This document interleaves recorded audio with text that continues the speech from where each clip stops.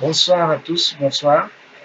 Bien, nous allons continuer aujourd'hui, bien faire une vidéo sur PHP pour se connecter à la base de données.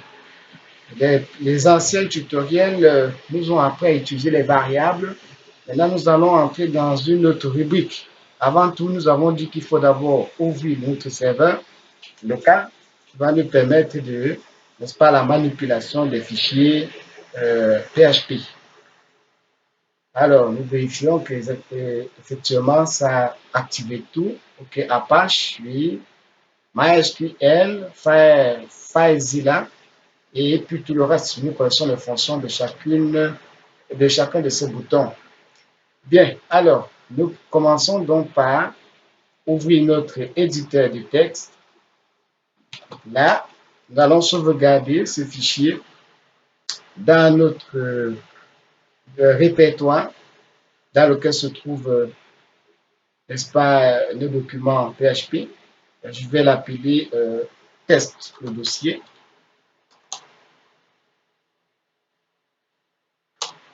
Alors, dans ce dossier, je crée le fichier. Le premier fichier, je vais l'appeler page 1.php.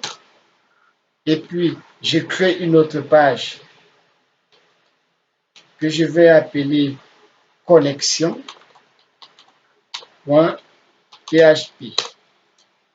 Alors, je vais dans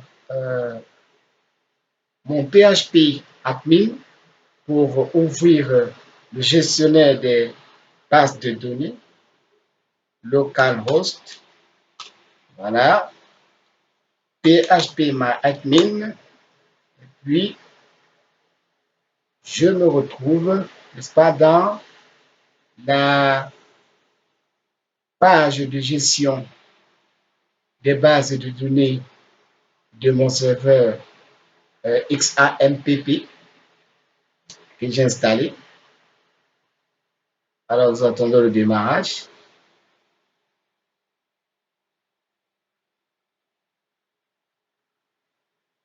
Bien, une fois que cela est démarré, nous allons créer une nouvelle base de données. Là, je vais l'appeler base test. Base test, je crée. Et puis, je vais créer aussi dans base test une table. N'est-ce pas? Voici la base test ici. Je crée donc une table que je vais par exemple appeler registre. Voilà, par exemple, avec 4 champs. Le premier champ que j'ai introduit, c'est l'ID du membre. Après l'ID, je vais par exemple mettre le nom. Deuxième, ce sera le prénom. Et le troisième, ce sera, supposons, l'email. Hein. Voilà. Alors, le type de l'email sera un champ de variables, varchar, prénom, un varchar, le nom varchar, et l'ID, un entier. L'index, je le mets en primary et je fais AI qui est auto-incrément. Ça veut dire que ça va s'incrémenter automatiquement. La limite des variables, je mets peut-être 100, n'est-ce pas? Des variables du nom et des variables champ et peut-être email, je mets à 50. Je valide. Voilà, je vais créer une table. Alors, dans une table dans la base de données, base test. N'est-ce pas? J'ai des rôles pouvoir, colonne. Alors, voici ma table.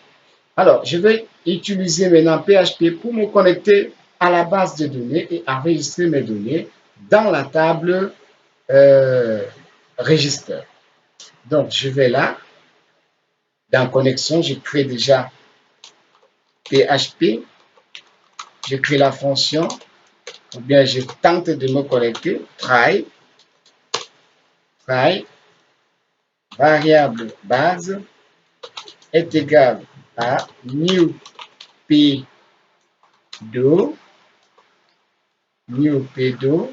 n'est-ce pas?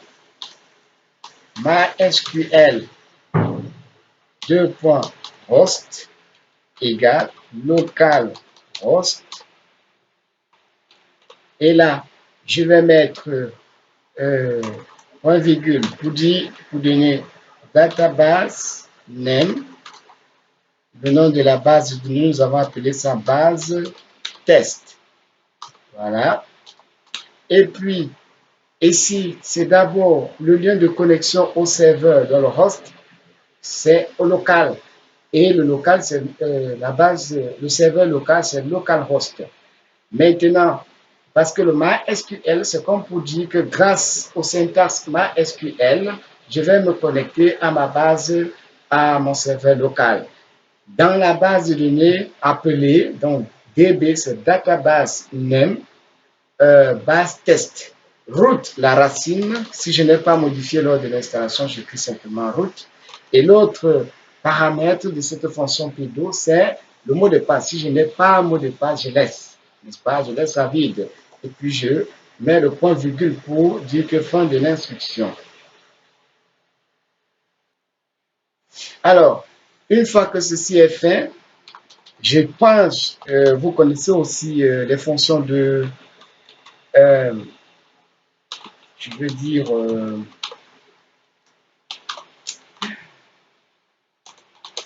les syntaxes de sélection de la clause if, n'est-ce pas? Try, catch fonctionne un peu ainsi.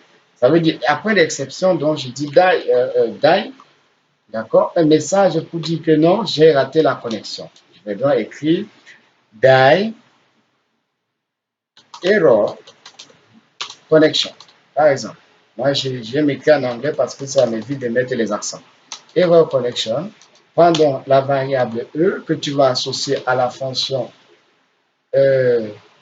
get message, d'accord? Et puis, c'était bon. Alors, je vais par exemple mettre false ici, point, et puis exit. C'est pas obligé, hein, mais vous pouvez mettre aussi. C'est bien de sortir de la fonction, bien de la condition si ce n'est pas marché. Ça marche ou ça ne marche pas, que ça sorte quand même, que de laisser embrouiller là. Alors, ma page de connexion étant créée, je vais donc aller dans ma page 1. Dans la page 1 que j'ai créée là, je vais aller, n'est-ce pas, et tout au début, je commence par écrire le code de PHP. Et là, j'écris dans include, c'est-à-dire appelle déjà cette fonction, cette page-là, connexion PHP. Et ici, c'est parce que j'ai créé, n'est-ce pas, la page, on va aller ici, genre dans le disque C, XAM, PP, HDOT, voilà mon dossier. J'ai appelé ce dossier-là. Il s'est créé où? Parce que là, je ne vois pas. Wow, je l'ai créé dans ce dossier Newspool. Bien, et il s'appelle test. Voilà, le voici. Alors, vous voyez que les deux sont créés dans la même page, dans le même dossier, dans le même répertoire. C'est pourquoi ici, j'utilise ici. Si j'avais créé un autre dossier, un dossier dans lequel j'avais mis connexion, je devais utiliser l'indication ici, par exemple, que ça part dans le dossier que j'ai nommé, n'est-ce pas, une fois, et peut-être je vais appeler ça dossier, par exemple, ça entre là et ça prend le fichier, ça entre dans le dossier ici et ça prend le fichier .php. Mais comme j'ai écrit dans le même dossier, je laisse ainsi.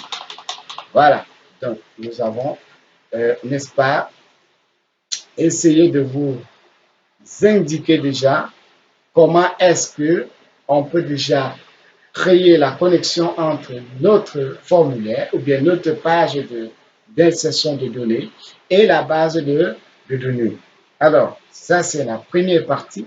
La deuxième partie maintenant sera d'écrire le code HTML qui nous permet maintenant de connecter, d'interagir entre le PHP et l'HTML.